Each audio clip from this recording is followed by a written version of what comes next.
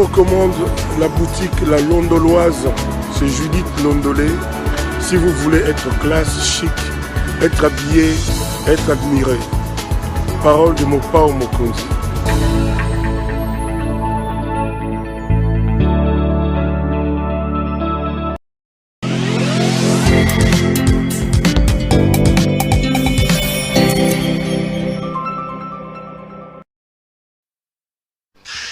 Madame, Messieurs, bonsoir et bienvenue à ce nouveau numéro de l'émission Contre nous soit dit. Ce magazine d'analyse d'actualité politique, sociale, économique et juridique qu'on a lancé chez nous à CPL Télévision. Des questions importantes sont mises sur la table. Un invité avec moi sur le plateau pour tenter d'en parler.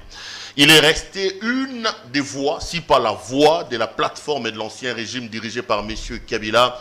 Il est connu pour sa sobriété, mais également son efficacité lorsqu'il prend la parole. Il est donc notre invité aujourd'hui. Avec lui, on parle des questions importantes d'actualité de l'heure, notamment la question liée au choix du président de la Commission électorale nationale indépendante. On reviendra également sur la place, ou plutôt le rôle que doit jouer sa plateforme aujourd'hui. Je parle bien du Front commun pour le Congo de M. Kabila. Notre invité de ce soir, c'est M. André Alain Atundou. Monsieur Atundou, bonjour. Bonjour. Merci d'avoir accepté notre invitation. J'ai oublié de rappeler dans votre présentation que vous êtes également président du conseil d'administration de la SNEL. C'est exactement ça. Vous avez été pendant longtemps porte-parole du FCC. Vous ne l'êtes plus, hein? Non. Donc là, je vous reçois donc... Je n'ai jamais été porte-parole du FCC, de la majorité, présidentielle. Voilà, de la majorité présidentielle. Donc je vous reçois comme analyste, mais aussi comme intellectuel congolais. Vous êtes PCA de la SNEL. Comment se porte la SNEL? Là, on est en train de tourner sous groupe, monsieur le PCA, ici à Bandal, où moi je travaille. Il y a du courant une fois la semaine. Hein? Bon, je ne connais pas la situation exacte de Bandal, mais je sais qu'il y a un responsable ici, pas très loin de chez vous, je crois que c'est à côté de la commune. Eh bien, si vous avez des problèmes particuliers, vous vous adressez à ce bureau. Je crois qu'il pourra alors vous donner soit la réponse, soit la solution appropriée. Monsieur le PCA, pourquoi la SNEL n'arrive pas à satisfaire correctement ses abonnés? Vous êtes quand même, ça fait un bout de temps là, à l'intérieur de la SNEL. De vos analyses, pourquoi vous ne nous rendez pas satisfaction? C'est quoi les problèmes de la SNEL? C'est quoi la maladie de la SNEL? Il est impossible aujourd'hui à la SNEL de satisfaire tous ses abonnés. Impossible? Impossible. Tout simplement parce que ce que vous appelez abonnés, il y a des fraudeurs, n'est-ce pas? Il y a des gens qui soutirent du courant par-ci par-là et qui ne donnent plus toute la fiabilité nécessaire, n'est-ce pas, aux disponibles pour satisfaire les clients. Je prends un exemple bête. Nous décidons du délestage de la rue X. Eh bien, c'est pour raison d'entretien, c'est pour ou de façon générale, pour améliorer, n'est-ce pas, la qualité du courant. Eh bien, tous les abonnés de X vont chez Y. Et donc, il y a des raccordements frauduleux. Voilà, il n'y a pas de solution qui tienne. Mais je pense que c'est un problème réel, je dirais même un problème de société. Il faut mettre les agents de la SNEL en position de vous aider. C'est-à-dire le mal, c'est nous, c'est pas la SNEL. Aussi. L'enfer, c'est l'autre. Hein. Ça, c'est les non. Aussi. La SNEL a sa responsabilité. Nous avons des agents malheureusement véreux. Nous avons des agents qui ne font pas leur travail en complicité avec la population. Vous connaissez le système du délestage sélectif. Quand il y a match, ce n'est pas un secret. On ferme partout, on laisse seulement les terrasses et les bas. Voilà, les terrasses pour qu'ils donnent beaucoup plus d'argent et probablement ces agents véreux vont se retrouver. Donc, pour que la SNEL puisse servir tous ses clients, il faut que ces citoyens indélicats puissent cesser leur travail de sape. Le courant est là pour tout le monde, eh bien tout le monde doit le recevoir. Celui qui veut aller au bar pendant un match, il est libre. On ne peut pas forcer tout le monde d'aller au bar parce qu'il n'y a pas de courant ailleurs. Ça, c'est un. Deuxièmement, la responsabilité est toujours partagée. Et là, je crois que c'est un peu plus de la SNEL. C'est le problème de facturation. Vous savez que nous avons une facturation pour la plupart du temps forfaitaire. Et malheureusement, de notre côté, il y a des agents véreux qui vous font payer aujourd'hui et après 6 mois, ils reviennent avec la même facture, avec la conviction que vous n'avez plus cette facture, comme ça on vous le fait payer 2 fois. Mais le côté de la responsabilité de la population, c'est là où, c'est quand la population ou certains citoyens refusent le prépaiement. Le prépaiement... Vous pensez que la solution, c'est les prépaiements? Oui, cela nous permet d'abord d'identifier les véritables consommateurs et le consommateur d'évaluer exactement sa consommation propre. Mais ça coûte cher, il semble, les prépaiements par rapport au paiement forfaitaire. Oui. Moi, j'habite maman Mobutu. Je vous avoue que chez moi, c'est pas moins de 10 000 ou de 15 000 d'électricité par jour. Qu'est-ce que ça veut dire? Alors que si c'était une facture à la fin, ça serait pas comme ça. Le forfaitaire est un moyen terme que nous donnons à tout le monde.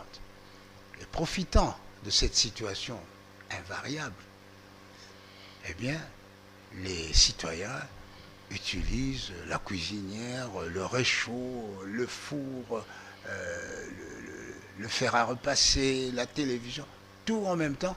Et dans la journée, il n'est pas rare de voir toutes les lampes allumées dans une maison.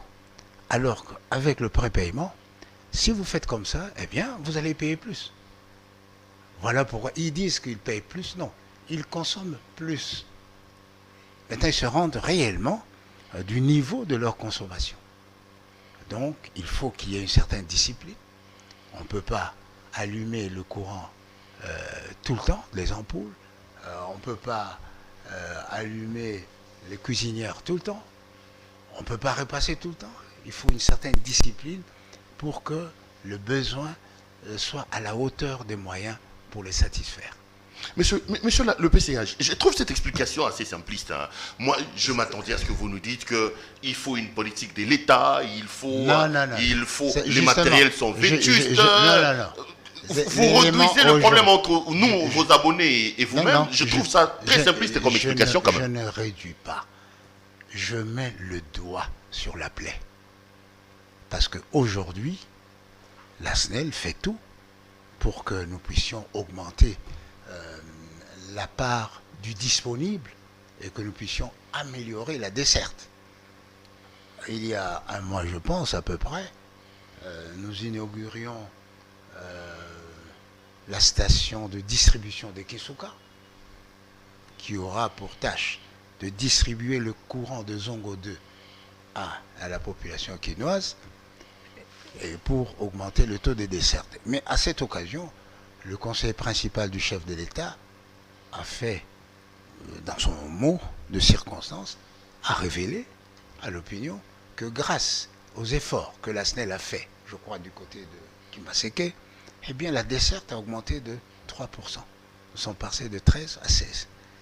Alors, ça veut dire que lorsque dans 2 ans, le courant de Zongo 2 sera disponible pour la ville de Kinshasa, eh bien, le taux de desserte avoisinera les 20%. Donc là, c'est il est évident que une partie du matériel est vétuste, mais cela fait partie de nos devoirs, de le réhabiliter, de le moderniser. Voilà. Et ceux qui nous disent que la recette, c'est la construction des Inga 2 ou Inga 3, ils ont tort, parce que je sais qu'il y a aussi un projet dans ce sens-là. Il faut d'abord faire la part des choses. Actuellement, pour notre région de Kinshasa ici, la SNEL, c'est Inga 1, Inga 2, Zongo 1, Zongo 2, Inga 1, Zongo 1, Zongo 2, c'est des trucs comme ça. Tandis que Zongo et Inga 3, c'est un projet de la présidence. Depuis le président Kabila d'ailleurs. C'est un projet de la présidence. Et vous avez tous suivi que le président de la République a présenté, je crois que c'était à Goma, un investisseur australien qui est disposé, je crois, à exploiter le site d'Inga 3.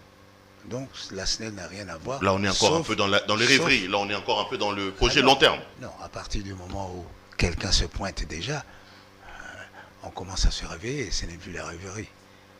Mais la SNEL, en tant que conseiller de l'État, est présent. En tant que conseiller, mais pas en tant qu'exploitant. Ok, on va terminer ces dossiers de la SNEL avec des gens qui accusent aussi le gouvernement. On dit que non seulement que nous les abonnés, on ne vous aide pas, mais il semble que l'État aussi ne vous aide pas. Beaucoup de factures, l'État vous doit, semble-t-il, des millions de dollars. Est-ce que si les efforts sont fournis également à ces niveaux-là, est-ce que vous pensez que ça peut booster les travaux de la SNEL? Il est évident. Il est évident que si l'État paye toutes ses dettes, la situation de la SNEL s'en trouvera améliorée. Et parmi les dettes de l'État, les dettes de la SNEL, il y a une part de l'État. L'État obtient un financement gratuit ou à certaines conditions, eh bien, refile le poids de la dette à la SNEL. Bon, donc si l'État tient compte de la situation réelle de la SNEL, eh bien, il va l'associer au moment des négociations et il va payer ses dettes. Par exemple, je crois qu'aujourd'hui, c'est autour de 100 millions. Des dollars que l'État doit à la SNEL. 100 millions, ça fait presque 2 mois de fonctionnement de la SNEL. Mais entre-temps, la SNEL fait quand même tout pour satisfaire tant soit peu, ou tout au moins diminuer le désagrément. C'est ainsi que à la fin de l'année, nous avons pris l'engagement que nous avons tenu, n'est-ce pas, de faire tout notre effort pour qu'il n'y ait pas de délestage pendant la période de fin d'année. Mais aujourd'hui, malheureusement, nous sommes obligés de constater qu'à la suite d'un étiage sévère, eh bien, il y a des groupes qui sont arrêtés. Non, on n'y peut rien, ça c'est le coup de la nature. Attendons voir ce que ça va donner. Et à ceux qui vous accusent, vous, les comités de gestion, de tremper dans la corruption, de tremper dans les détournements, il y en a des Congolais qui souhaitent ardemment que Jules Alengueti, qu'on présente aujourd'hui comme une sorte d'épouvantail, descende sur place avec sa patrouille financière. Vous avez peur? Vous vous dites quoi? La gestion, elle est clean. Je sais que vous êtes PCA, vous ne gérez pas au quotidien, mais vous êtes quand même, vous avez quand même des informations là-dessus. Non, d'abord, en matière de gestion ou d'accusation, il faut faire la part des choses. Les latins disent quod gratis affirmatur, gratis negatur. Quand dans la rue, vous me traitez de voleur, je n'ai pas besoin de m'expliquer parce que vous n'avez fourni aucune preuve que je suis voleur juridiquement ou même dans les faits. Et donc, la plupart d'accusations de voleurs, de ceci, c'est tout simplement parce que la tête ne plaît plus ou parce qu'on a des ambitions pour être à cette place-là. Mais pour le reste, l'institut, l'inspection générale des finances est dans son rôle d'effectuer des contrôles. Mais un contrôle est différent d'une investigation. Un contrôle a une durée limitée. Malheureusement, pour l'IGF, ça s'étend. Aujourd'hui, ça fera presque 6 mois que l'IGF est dans le mur. Et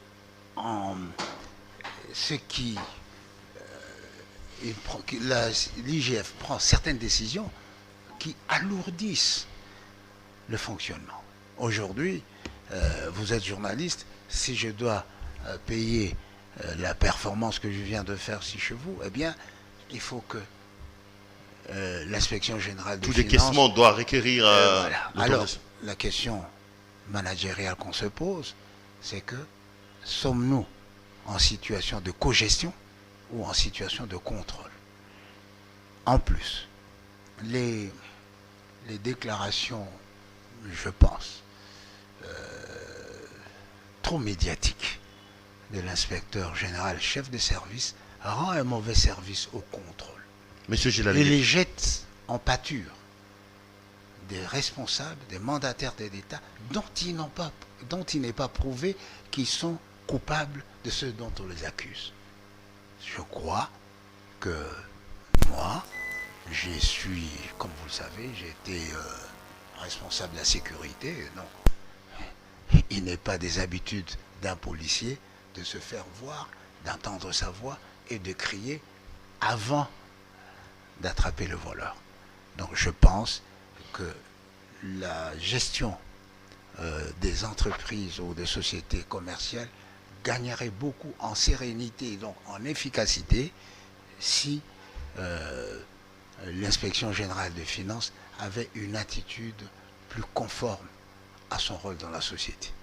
Quand on lui pose cette question-là, je l'ai rencontré 2-3 fois, M. Jules Alenghetti, on dit de lui qu'on lui reproche un peu le fait d'être folklorique, trop médiatique. Ce ne sont pas vos mots, ce sont mes mots. Il dit, lorsque vous avez en face de vous des gens qui détournent sans pitié l'argent du trésor public, même en Lingala on dit, au Monindo qui belelaye, le travail qui est fait pour la population, il ne voit pas pourquoi on doit l'empêcher d'informer la population pour lesquelles il fait ce travail-là, des résultats de son travail et du travail qu'il fait. Ça, c'est un langage de politique, de politicien, et non un langage de technicien, de technocrate, de policier. Le résultat d'un contrôle doit d'abord parvenir au dernier consommateur, c'est-à-dire à la présidente de la République, au chef de l'État. Et donc, si, avant que celui-ci ne soit informé, que le tout est déjà dans les toiles, que le tout est déjà dans les oreilles, c'est un défaut, et même une faute professionnelle, d'indiscrétion. Il ne faut pas confondre les choses. Edgar Faure, un homme politique français, avait dit qu'on a souvent tort par la façon d'avoir raison. L'inspection générale a raison d'effectuer des contrôles parce que c'est la présidence qui le lui a demandé, mais elle a tort de mettre sur la place publique les résultats que tout le monde n'est pas à même d'apprécier et d'évaluer. On entre des pleins pieds en politique, parce que c'est quand même un acteur politique que j'ai en face de moi. Certains l'accusent d'être une branche que le régime utilise contre les anciens de Kabila, de faire de travail de manière sélective. Est-ce que c'est les sentiments que vous avez qu'aujourd'hui, et que ce soit la justice ou encore l'inspection générale des finances avec M. Jules Alenghetti en tête, sont des instruments, des bâtons que l'actuel régime utilise contre les anciens boss du régime Kabila, contre les boss de l'ancien régime de Kabila que vous êtes? C'est la façon de travailler de l'IGF qui donne cette impression-là. Au départ, on avait dit toutes les sociétés commerciales, sauf à l'époque, c'était le SNCC et la GECAMI, alors que nous sommes tous dans la même enseigne. Et puis, vous savez, un contrôle fait partie de la gouvernance. La gouvernance a des éléments psychologiques. Lorsque tous les mandataires de l'État, sans exception, passent leur journée devant l'inspection générale des finances, devant les tribunaux, les cours, devant les services d'investigation de la police, eh bien nos partenaires peuvent se poser la question, est-ce que ce pays-là mérite encore la confiance? Est-ce que nous devons encore donner de l'argent à ce pays-là? Et ça, c'est la responsabilité de l'IGF du fait d'avoir dévoilé prématurément, n'est-ce pas, les résultats de ces enquêtes qui ne sont qu'en réalité des présomptions de culpabilité. Parce qu'il n'y a que la justice qui a la compétence de qualifier les faits et les personnes. Je peux vous rattraper avec mon argent, etc. Mais il n'y a que la justice qui dira, M. Perrault a volé, M. Atundu est victime. Moi, je ne peux pas dire que vous êtes voleur et puis on vous punit. Ça, c'est un. De deux, il y a aussi des services de contrôle, comme la Cour des comptes. Mais c'est la Cour des comptes qui, dans ses compétences, a le pouvoir de suspendre, de proposer la suspension, de proposer les intérims et même de prendre certaines mesures conservatoires. Alors, il ne faut pas qu'il y ait une sorte de confusion. Il doit y avoir un cloisonnement indispensable à l'efficacité de chaque service qui a son point de vue, qui a sa finalité. Donc aujourd'hui, d'ailleurs, vous aurez remarqué, de par le monde, tous les enquêteurs qui se laissent aller au plaisir médiatique, eh bien, ne font pas long feu. Ah, c'est ce que vous prédisez aussi pour... non, je constate, n'est-ce pas, aujourd'hui... Vous pensez quoi? C'est une Joly, prophétie qui ne fera pas long feu. Non, je ne suis pas né d'hier, je ne suis pas né d'aujourd'hui, mais dans ma petite expérience, c'est ce que je constate. Il y a l'IGF. Nous avons connu dans notre pays un certain, que d'autres ne connaissent plus, ou ont oublié, Kazumba. Kazumba était tout puissant.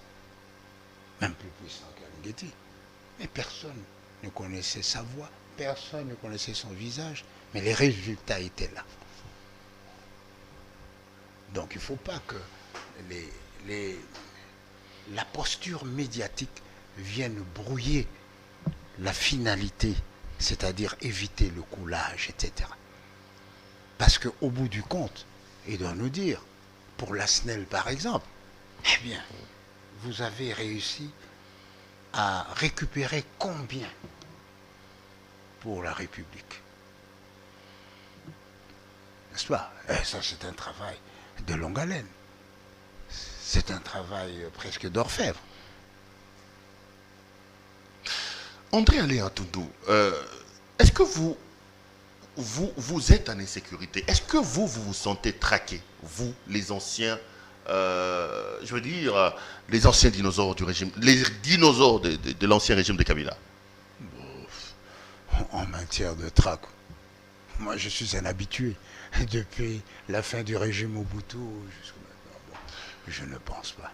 Vous n'avez jamais été traqué dans ce pays. Vous avez travaillé avec Mobutu, vous avez travaillé avec Kabila. J'ai été traqué. Vous avez souvent été du côté du régime, non? Vous n'êtes pas sans oublier que ma maison a subi des grenades où j'ai risqué ma vie, où mes biens étaient détruits. Lorsque Laurent Désiré Kabila est entré, oui, quand même. Non. Même à l'époque de Joseph? C'était à l'époque de Joseph. Donc, ça signifie que je suis quand même un homme un peu cible.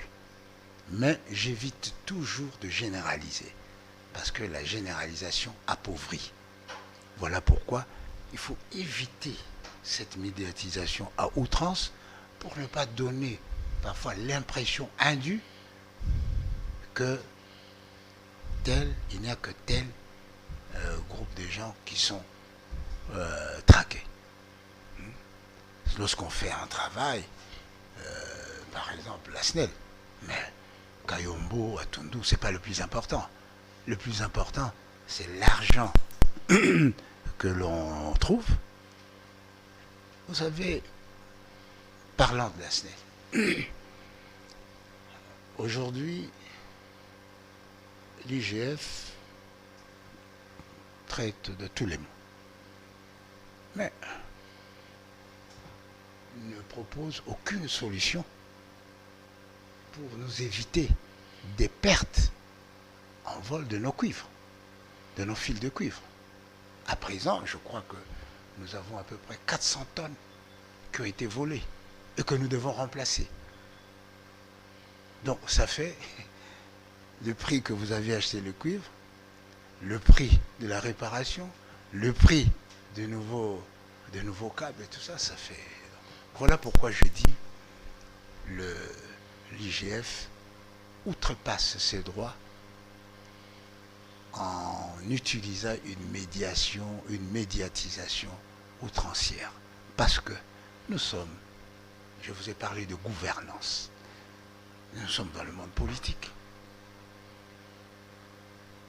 Une personne dont vous avez établi tel fait, celui que vous envoyez peut décider de l'inopportunité. Vous ne pouvez pas forcer le chef de l'État, parce que c'est quand même lui le premier et le dernier juge d'opportunité. Alors, ne vous mettez pas à la place du chef de l'État. Mettez-vous à la place du contrôleur, c'est-à-dire celui qui décèle ce qui va et ce qui ne va pas, et qui le remet à toutes fins utiles à celui qui a commandé, n'est-ce pas, l'opération. Et c'est à lui de voir, tiens, aujourd'hui, je fais ça. Il est fait certainement avec la bénédiction de celui qui a commandé l'opération. Il ne faut pas présompter. Si le président de la je République n'était pas content du travail rendu par Alinguetti, un simple stylo, l'homme ne serait plus là. Non. Parce que tout simplement, le chef de l'État est sage. Il fait montre de sagesse. Vous pensez qu'Alinguetti fait ça en solo, sans avoir la bénédiction du président de la République? C'est quand même un service qui dépend de la présidence de la République, non, monsieur? Ne soyons pas extrémistes. C'est quand même un service qui dépend de la présidence, monsieur Atondo. On envoie un policier arrêter quelqu'un. Alors, comment parle-t-on de bavure? C'est que le policier, par un excès de zèle ou un zèle non éclairé, a outrepassé ses droits. Parce que si l'objectif, c'est de faciliter la gestion de l'entreprise, d'améliorer la gestion de l'entreprise, on ne va pas prendre des décisions qui bloquent l'entreprise. Et puis, il faut se mettre à sa place. La justice est là, je vous dis. C'est la justice qui doit connaître des faits. Et l'IGF, la Cour des comptes, ne sont que des appuis, des institutions d'appui à la justice. Ils ne peuvent pas dire le droit est beaucoup plus grave. Les sociétés commerciales, nous fonctionnons sous le régime OHADA, c'est-à-dire que ce traité interafricain dont l'objectif est de protéger les sociétés commerciales, eh bien, ces traités, les dispositions de ces traités sont au-dessus des dispositions légales, du fait que ça a été ratifié, ça a été promulgué ici. Vous parlez des dispositions légales locales, internes. Oui. Et donc, l'IGF doit tenir compte de ces faits-là. Et ne peut pas donner l'impression que, par exemple, les mandataires touchent indûment l'argent parce qu'il y avait une telle disposition d'un tel ministre ou de tel gouvernement qui aujourd'hui n'a plus cours légal du fait que nous sommes aujourd'hui sous l'emprise, n'est-ce pas, de l'OHADA. Et là, c'est bien défini, je crois que c'est l'article 482 ou quoi. Bon, le PCA, c'est comme ça. Les mandataires, c'est comme ça. Vous êtes PCA, vous ne pouvez pas aimer Alinguetti, sincèrement. Non, je dois l'aimer. Non. Vous savez. Vous êtes contre, je suis de certains PCA. Je ne veux pas vous amener dans la polémique. Non. Moi, je dois vous répondre. Les PCA ne sont pas d'accord parce que vous bénéficiez de certains avantages de manière injuste. Je dois vous répondre. Un PCA est payé sur base d'un jeton. Vous avez des salaires, on vous paye des soins de santé, on prend vos familles en charge. Vous savez. Vous alourdissez les charges de l'entreprise. Le fait que vous dites ça et que vous prenez cela comme parole d'évangile, moi, je pose des questions. C'est dommage, ça montre que vous avez une méconnaissance. Je pose des questions, une méconnaissance des droits de l'OHADA. Je pose des questions. Non, parce que vous commencez par accuser. Vous dites on ne peut pas aimer Alinguetti. Mais le problème, ce n'est pas Alinguetti qui travaille, c'est l'IGF. Ce n'est pas la SNEL, ce n'est pas Atundu ou Kayombo, c'est la SNEL. Mais celui qui exécute, il doit l'exécuter à bon escient. Il doit l'exécuter à bon escient. Ça, ce sont des affirmations gratuites. N'oublions pas, par ailleurs, que notre président, Félix-Antoine Tshisekedi, est aujourd'hui le président en exercice de l'Union africaine. C'est-à-dire la personne à qui on recourt en dernière analyse pour le respect des traités interafricains. Demain, il sera à la tête de la CIA, il va continuer dans la même lancée. Ça veut dire alors, quoi? Il faut pas... L'IGF devait laisser les PCA avoir des avantages qui ne leur sont pas reconnus par la loi. Je conclus comme on le faisait en géométrie, c'est ce qu'il faut démontrer. L'IGF n'a aucune preuve légale que les droits et les avantages de mandataires de l'État... Je parle des PCA, pas des mandataires. Non, nous sommes tous dans la même enseigne, on parle des mandataires. Que ce soit les PCA, que ce soit les mandataires. Parce que l'IGF estime que le PCA, selon la loi, doit être payé sur base d'un jeton de présence. C'est ça les us et coutumes, monsieur Atundou. Mais vous avez de salaire mensuel, vous avez de santé. Allez-y, je vous en prie. Laissez-moi vous dire la réalité des choses. Allez-y. Hein? Nous sommes, je vous ai dit, nous sommes régis par l'OHADA. L'OHADA dit, le PCA a droit à ça. Les autres mandataires ont droit à ça. L'IGF vient, il prend une décision, une instruction du chef de service qui suspend les clauses d'un traité. Mais le Congo doit prêcher par l'exemple du fait que son président est le président en exercice de l'Union africaine. C'est sans état d'âme. Si, quand j'ai été nommé, quand les PCA sont nommés, on ne leur demande pas leur avis, c'est-à-dire à quelles conditions, etc. C'est l'État qui met ses mandataires, PCA et les autres, dans des conditions de bien travailler.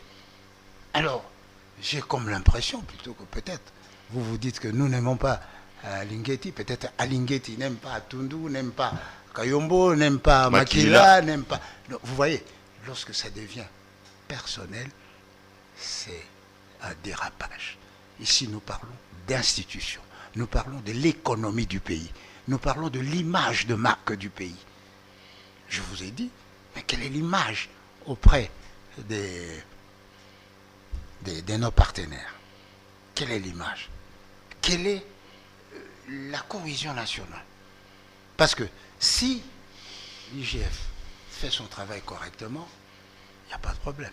Mais si l'IGF travaille de façon sélective, et en plus dans l'ignorance ou la méconnaissance des dispositions qui nous régissent réellement, parce qu'aujourd'hui, nous sommes une société commerciale. Pourquoi?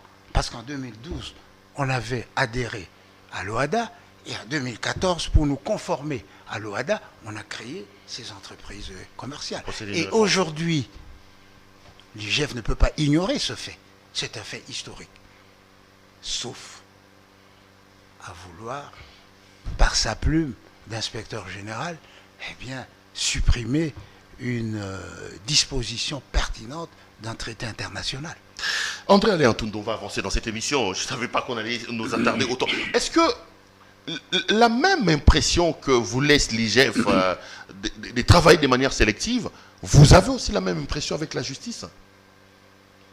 Je ne sais pas à quoi vous faites allusion. Non, mais on dit qu'aujourd'hui, la justice est aussi utilisée pour traquer certaines personnes. Les procès, notamment en matière de corruption, sont ouverts, aussi ouverts de manière sélective. J'évite la généralisation. J'évite la généralisation. Il faut qu'il y ait des cas précis, ça. Je prends le cas des Matata Ponyo, par exemple. Ouais. Un de vos anciens collègues de la majorité présidentielle, qui aujourd'hui se retrouve dans les bancs des accusés. Ouais. Vous pensez que c'est une instrumentalisation de la justice dans l'affaire Matata? C'est mal posé la question. Est-ce que Matata jouit de tous ses droits? C'est ça la question. Est-ce que Matata jouit de tous ses droits? Notamment en matière d'immunité. On dit la même chose, mais dans des mots différents apparemment. Non. La façon de les dire compte beaucoup. Est-ce que Matata jouit de tous ses droits en matière d'immunité? Bon, s'il ne jouit pas de ses droits en matière d'immunité, il est dans son droit de pouvoir revendiquer ce privilège. Il n'y a pas de petits droits. Tous les droits sont égaux. Donc, si par cette disposition juridique, constitutionnelle, eh bien, Matata aujourd'hui est inaccessible. Mais vous êtes démocrate, vous vivez dans un état de droit, eh bien, ce que la loi ne vous permet pas, ne le faites pas. Sinon, on appelle cela détournement de procédure. André Aléantondo, la politique dans le pays reste dominée par cette guerre sur le choix du président de la Commission électorale nationale indépendante. Désormais, c'est les blocages. Au départ, c'était Ronsard Malonda, entériné par votre Assemblée nationale, avec Janine Mabunda comme présidente à l'époque. Non, il n'y a pas de notre Assemblée nationale, par l'Assemblée nationale de la République. Parce qu'aujourd'hui, tout ce que l'Assemblée prend comme décision sous la houlette de l'honorable Mbosso, je dois l'endosser parce que c'est la République. Bon. Eh bien, du temps de Mabunda, c'est la même chose. Mabunda n'était pas là pour travailler en faveur du FCC contre les autres. Il était là pour gérer en âme et conscience les biens de la République. Je finis ma question. Alors, de notre Assemblée nationale, le président avait décidé de ne pas prendre acte de cet entérinement. On a l'impression qu'on prend le même, on repart. Aujourd'hui, Denis Kadima est contesté par un certain nombre de Congolais. On dit que c'est la même chose. Quelle est pour vous la recette pour finalement aider à arriver au déblocage? Vous appelez le président de la République à faire comme il a fait avec Denis Kadima, ou vous avez, vous, André Aléantondo, une autre recette pour aider la République à avancer sur le choix du président de la Commission électorale nationale indépendante? Je suis juriste, donc un peu esclave des lettres. Eh bien, en cette matière, ce sont les confessions religieuses. Il faut laisser les confessions religieuses mener une bataille démocratique afin de dégager un consensus. Voilà le deuxième mot important, le consensus. Mais qu'est-ce que c'est que le consensus? Le consensus, ce n'est pas l'imposition d'un point de vue sur un autre. Non, c'est l'acceptation de tous d'un point de vue que l'on ne partage pas. Je veux dire, supposons qu'on propose M. Perrault comme président de la CENI. Eh bien, tous les journalistes ici sont d'accord et qu'il faut le consensus. Moi, je ne suis pas d'accord. Si je dis non, il n'y a pas consensus. Mais si je dis qu'à cela ne tienne, il y a consensus. Donc, le consensus, c'est le désagrément qu'on accepte sans courir le risque de sa vie. Donc, la solution, il faut renvoyer la balle au niveau des confessions religieuses.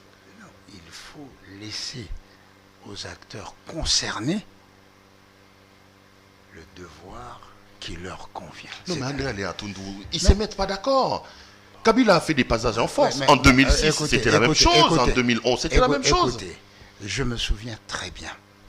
Le président Félix Tshisekedi, quand il est au pouvoir, il est arrivé, il a dit « Ne faites pas de moi un dictateur ». Eh bien, ne le poussez pas.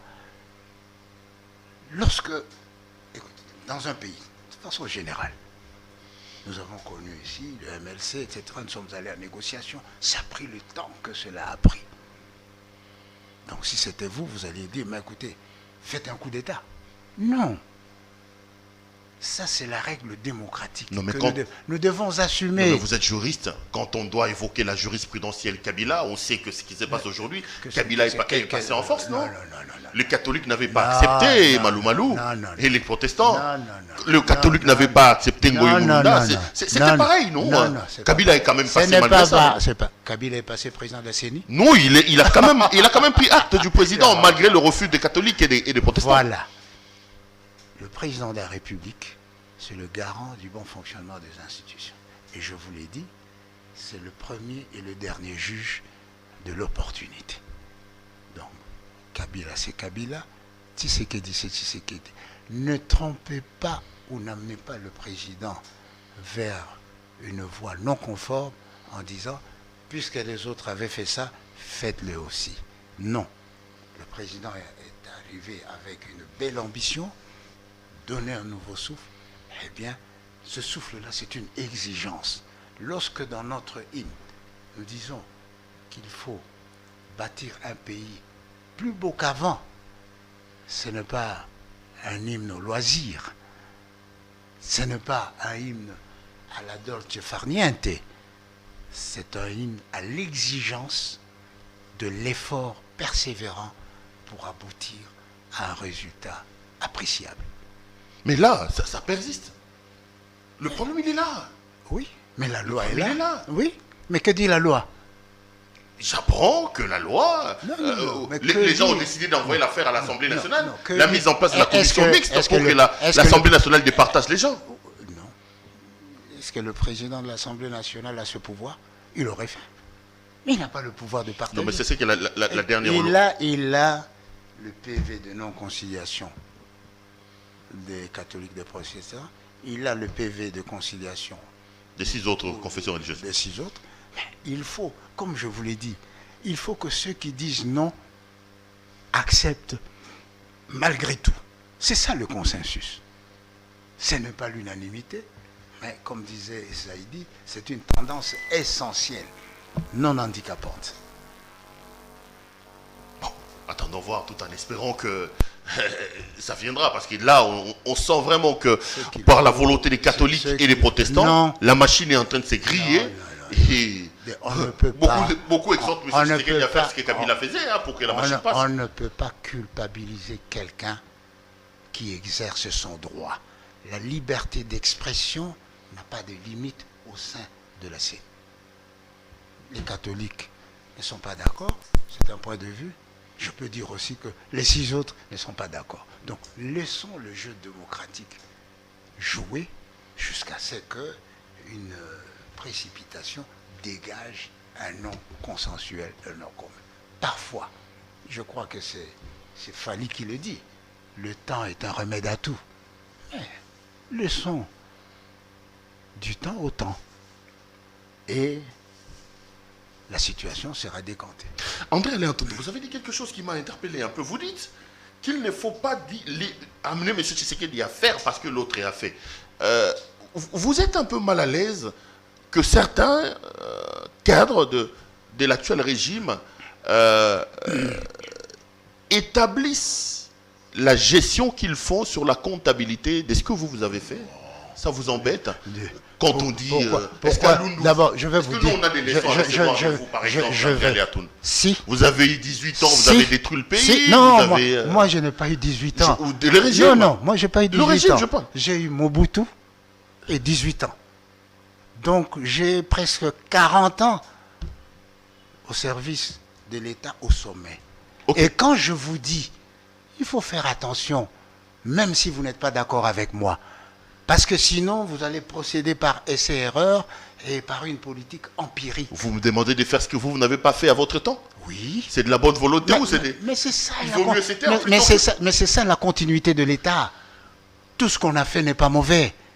Et donc, il faut rentrer, remettre la Cour suprême de justice, au lieu d'avoir un Conseil d'État, une Cour constitutionnelle, une Cour Conseil de d'État. cassation. Et donc, il faut rentrer dans l'ancien système où on avait des entreprises d'État au lieu de sociétés commerciales. Mais pour montrer que vous travaillez pour le développement de ce pays, vous ne devez pas déconstruire tout ce qui a été fait. Vous devez vous appuyer sur ça. Kabila et les siens, nous tous, nous sommes des êtres imparfaits. Mais vous ne l'êtes pas moins. Vous ne l'êtes pas moins. Et si nous passons notre temps à dire, ah ben, Kabila, il a construit ceci pour moi. Alors, moi aussi, je vais dire, comment toi tu as construit ceci? Et où est l'intérêt du peuple? Où est le développement du pays? Ça, ce sont des débats périphériques. L'essentiel aujourd'hui, il faut que la population dise, ah, par rapport à Kabila, ça va mieux. Si elle ne veut pas dire qu'on condamne Kabila, ça veut dire que ouais, celui qui est arrivé travaille. Et là où il va laisser, l'autre viendra, ah, c'est mieux. Mais si on dit que par rapport à Kabila, ce n'est pas mieux, il faut s'interroger. C'est ce que les Il gens faut- disent il faut- aujourd'hui. il faut- C'est les sentiments que vous avez aujourd'hui. Non, moi je ne veux pas, ne me faites pas dire. Vous êtes journaliste. vous êtes journaliste. Vous avez entendu les étudiants chanter. Vous êtes journaliste. Vous avez entendu les gens chanter lorsque les gens de Tchangou étaient sans moyen de transport et tout ça. Moi, je viens ici pour parler des problèmes fondamentaux. Donc quand on vous qui dit peuvent- taisez-vous, on n'a pas de leçons à recevoir de vous parce que vous avez détruit les pays, vous dites c'est une grosse erreur. Mais la Constitution, nous sommes un État de droit. Que dit la Constitution? Celui qui a géré n'a plus le droit de parler? Même le coupable, pris en flagrant délit, a le droit de parler. Mais pourquoi nous, qui avons cédé le droit, le pouvoir démocratiquement et pacifiquement, nous ne pouvons pas émettre des avis ou des évaluations, puisque par ailleurs, nous sommes partenaires. Une démocratie sans opposition n'en est pas une. Enfin, démocratie à la soviétique alors.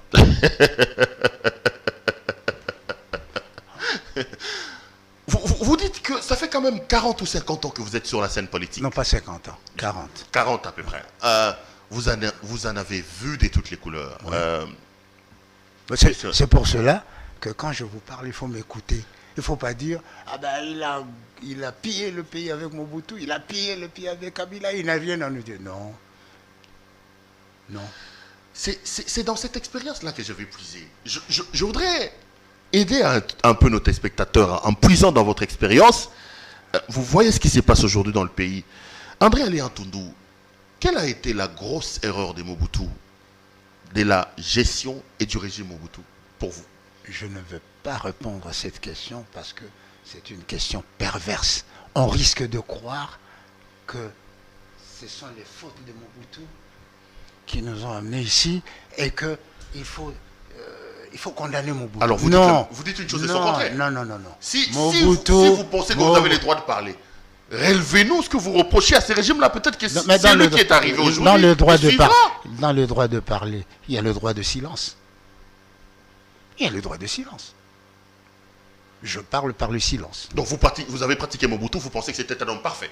Mobutu n'avait pas d'erreur, Mobutu n'avait rien. Qui l'a dit? Non, mais c'est moi qui Qui l'a dit? Non. J'interprète votre silence. Non, c'est une question mal posée. Je suis en train d'interpréter le silence, monsieur Atundu. Sur la terre des hommes, y compris le pape, y compris toutes les sommités religieuses, personne n'est parfait. Voilà pourquoi on commence toujours un culte par un acte d'humilité, de se reconnaître pécheur. Donc ne me dites pas, Mobutu était parfait, Kabila était parfait, et vous n'êtes pas loin de dire que Tshisekedi est parfait. Ce n'est pas vrai. Le mérite de Tshisekedi sera qu'avec tous ses défauts, il fait avancer le pays. Je vais poser la question autrement, monsieur Alain Atundu. Je suis monsieur Tshisekedi. Qu'est-ce que le président de la République? Non, monsieur Tshisekedi, c'est le papa. Je parle du président Tshisekedi. Le président Tshisekedi. Quelle est l'erreur que le président de la République ne doit pas faire de votre expérience des 40 ans de vie politique pendant qu'il est au pouvoir?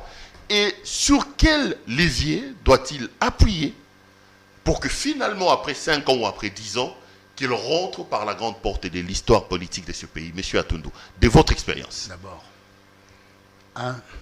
personne ne travaille pour entrer dans la grande porte de l'histoire. Il faut faire ce que tu dois faire et c'est l'histoire qui va t'ouvrir sa porte. Puisque vous insistez tellement, c'est que tout président, même vous, en tant que chef de cette chaîne, vous ne devez pas faire. C'est d'écouter les extrémistes et les opportunistes. Il faut avoir toujours en tête l'intérêt bien compris de l'État qui dépasse le présent, qui se projette dans l'avenir. Considérez que tous ceux qui ne partagent pas votre point de vue, ce sont des miroirs pour que vous puissiez mieux vous maquiller, mieux vous présenter. Ne jamais écouter les extrémistes et ne jamais se fier aux opportunistes. Ouais. Très important ce que vous dites. Ce sont ceux-là qui amènent souvent les régimes vers leur dérive. Si on écoute trop les extrémistes, on oublie la grande majorité des gens bien pensants. Si on occupe trop les opportunistes, on ne sait plus où se trouve l'intérêt du pays. André Alain Atundu, on va terminer cette émission. On a déjà dépassé 45 minutes. On va très très bientôt chuter. Comment se porte le FCC aujourd'hui?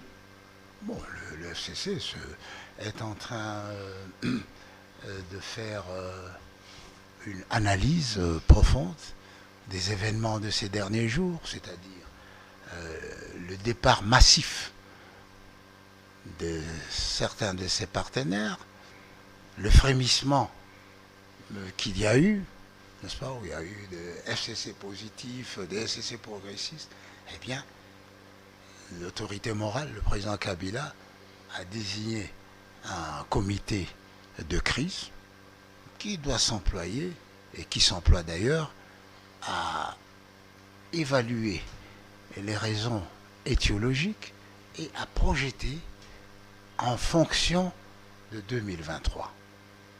Donc, que ce soit l'organisation, que ce soit les animateurs, que ce soit même la dénomination, tout cela est passé au crible.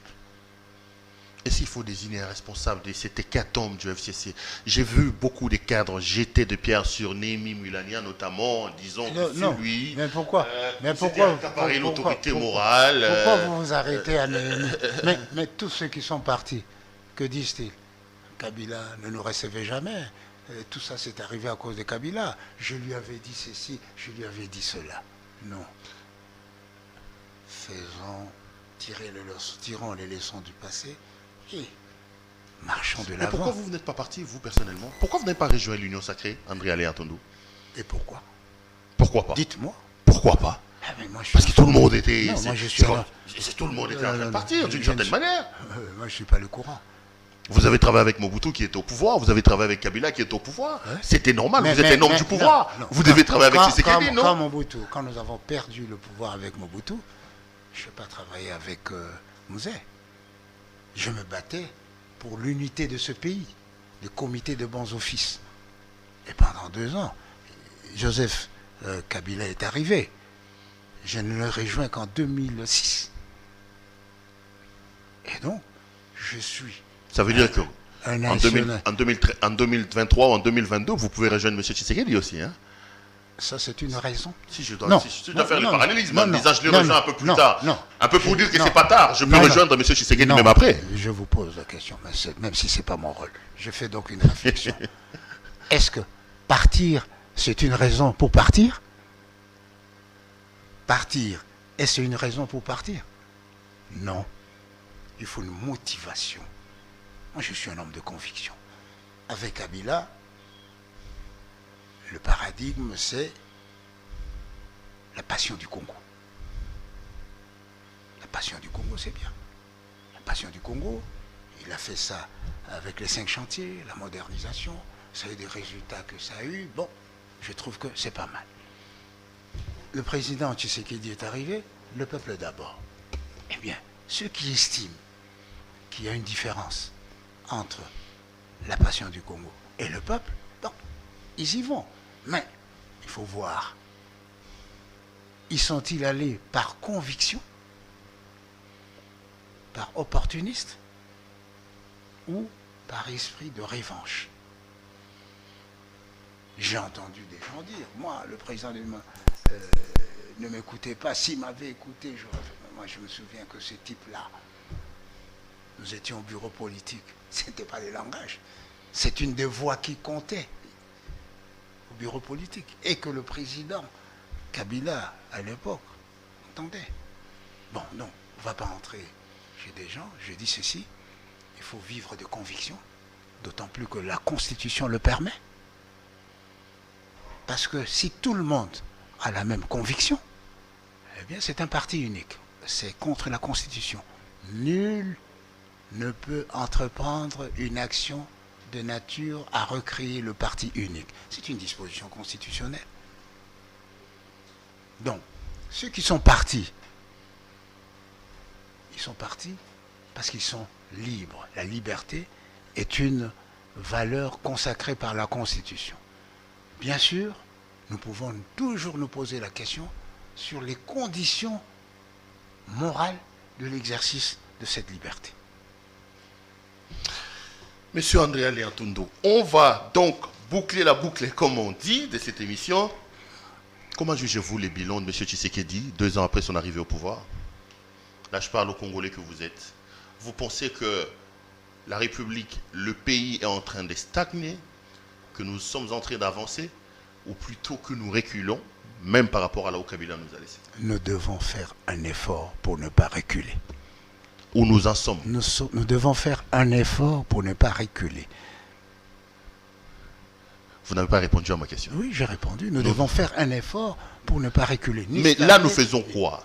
À votre point de vue, je donne 3 propositions sur la table. Pensez-vous qu'on avance, qu'on est en train de stagner ou on est en train de reculer? Eh bien, je vous donne la 4e. Nous devons faire un effort pour avancer, pour ne pas stagner sur place. Donc, pour le moment, pour vous, nous stagnons. Il faut éviter l'autosatisfaction facile. Il faut éviter l'autosatisfaction facile. Une action n'est pas une politique. Une politique, ça se juge. Le président, le peuple, la Constitution lui donne 5 ans, mais laissons-le. Pendant ces 5 ans, on verra. Et ces 2 premières années, vous les jugez comment, vous? Les premières années. Les 2 premières ou les 3 premières années du pouvoir de Tshisekedi? C'est quelqu'un qui n'a jamais exercé le pouvoir, qui a eu l'humilité de s'associer avec celui qui l'avait exercé. Et il faut lui prêter la bonne foi, en espérant que les résultats vont suivre. Malheureusement pour lui, c'est lui avec qui il est allé s'associer, commencer à lui mettre des crocs en jambes. Mais ça, c'est votre jugement. C'est lui qui l'a dit, c'est pas moi. Non, ça, c'est votre jugement. C'est le président lui-même. Vous ne l'avez pas suivi, M. Atundou? Il a parlé des blocages, il a parlé des humiliations que vous lui avez fait subir, vous, du FCC. Vous lui avez fait voir de toutes les couleurs. Vous savez, un homme, Franco, c'est Franco qui l'a dit. Ozali Moboti, Ndima Bafingayo, Poyo Motole Sarabam. Quand Tshisekedi, le président Tshisekedi, n'était pas président, on ne l'injuriait pas. On ne le rendait pas responsable de ce qui est arrivé. Mais maintenant qu'il est chef de l'État, il doit d'abord apprendre à encaisser. Parce que s'il agit par réaction humaine, il risque de ne pas faire œuvre utile. Et je pense qu'il fait un effort dans ce sens. Tout le monde, même vous, si j'interroge les journalistes ici, ils vous considèrent comme un saint. Ni sur le plan professionnel, ni sur le plan moral, ni sur le plan humain. Mais est-ce que cela est une raison suffisante pour vous de démissionner? Vous avez un idéal, une valeur. Et l'appréciation que l'on aura de vous, c'est que vous combattez pour une valeur avec tous vos défauts, en toute humanité. C'est ça qu'il faut. Mobutu a fait tout ce qu'il a fait, il a fait ceci, il a fait. Il n'a jamais vendu le pays. Ah, au moins ça. Il a fait tout ce qu'il a fait. Le recours à l'authenticité. Ah, au moins ça. Kabila a fait tout ça. Ah, la modernité. Ah, il a fait ça. Ah bon. Tshisekedi a fait tout ce qu'il a fait. Ah, ça au moins, il a fait ça. Ça, laissez-lui les 5 ans. Parce que Mobutu a 32, Kabila 18. Et lui, à peine 2 ans et demi, vous voulez le juger. Et de façon sévère. Non, il faut le laisser sur un pied d'égalité que les autres, qui termine au moins son mandat. Qui termine son mandat, on va juger. Et ne faites pas comme l'homme de la rue, qui voudrait qu'un acte pèse plus que 18 ans de règne. Non. André Alé Atundou, merci à la main sur le cœur d'avoir accepté notre invitation. Je vous en prie. Je voudrais vraiment remercier M. Atundou en direct et devant nos téléspectateurs pour la promptitude avec laquelle vous avez répondu à cette invitation. Vous avez tellement été gentil, prompt à venir que, vous voyez, je ne suis pas en veste parce que j'ai même été, moi, agréablement surpris par la gentillesse et la promptitude avec laquelle vous avez accepté de répondre. C'est une marque de cœur qui me touche énormément. De considération pour de considération et pour la profession que vous représentez. Je tiens la main sur le cœur à demander très sincèrement merci. Donc, je l'appelle 30 minutes après, il était ici. Moi, je n'ai même pas eu le temps de m'échanger. Mon invité était déjà là. Sincèrement, M. Atundou, merci beaucoup. Merci. Merci d'avoir accepté notre invitation. Okay. Revenez, on vous appellera prochainement. C'est chez vous ici. Avec plaisir et le même entrain. Merci beaucoup. Madame, Monsieur, cette émission est donc terminée. Ça a été un grand plaisir pour moi de vous la présenter. Merci à l'équipe technique qui a fait un travail remarquable pour me permettre d'entrer en contact avec vous. Retrouvons-nous pour un autre numéro. Portez-vous bien et restez branchés sur nos programmes. Bonsoir chez vous.